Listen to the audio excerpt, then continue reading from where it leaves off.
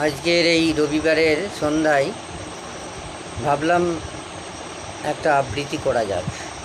তো কোন আবৃত্তি করব খুঁজতে খুঁজতে একটা অনেক দিন আগেকার আবৃত্তি খুঁজে পেলাম। একগুচ্ছ চাবি, লিখেছেন সলিল চৌধুরী। যদিও আমরা জানি সলিল চৌধুরী মানে গানের জগৎ, কিন্তু তিনি যে অসাধারণ কিছু কবিতা লিখেছিলেন তারই একটি একগুচ্ছ চাবি। উত্তরাধিকার সূত্রে পেয়েছি শুধু একগুচ্ছ চাবি, ছোট বড় মোটা বেঁটে নানা ধরনের চাবি। মা বললেন যত্ন করে তুলে রেখে দে। তারপর যখন বয়স বাড়ল, জীবন ও জীবিকার সন্ধানে পথে নামতে হলো। পকেটে সম্বল শুধু সেই একগুচ্ছ চাবি, ছোট বড় মোটা বেঁটে নানা রকমের নানা ধরনের চাবি। কিন্তু যেখানেই যাই সামনে দেখি প্রকাণ্ড এক দরজা, আর তাতে ঝুলছে প্রকাণ্ড এক তালা।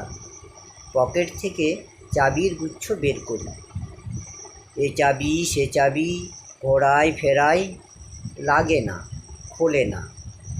শ্রান্ত হয়ে ঘরে ফিরি। মা দেখেন আর হাসেন, বলেন ওরে তোর বাবার হাতেও ওই চাবি দিয়ে দরজাগুলো খোলেনি, শুনেছি নাকি তার বাবার হাতে খুলতো। আসল কথা কি জানিস, এসব চাবি হলো সততার, সত্যের, যুক্তির, নিষ্ঠার। আজকাল আর ওই চাবি দিয়ে ওই সব দরজাগুলো খোলে না। তবুও তুই ফেলে দিস না, তুইও যখন চলে যাবি তোর সন্তানদের হাতে দিয়ে যাস ওই সব চাবির গুচ্ছ।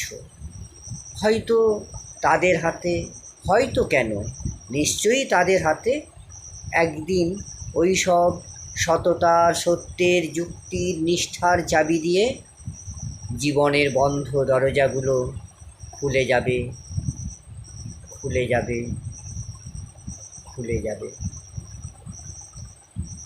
নমস্কার। যদি ভালো লাগে পাশে থাকবেন। ধন্যবাদ।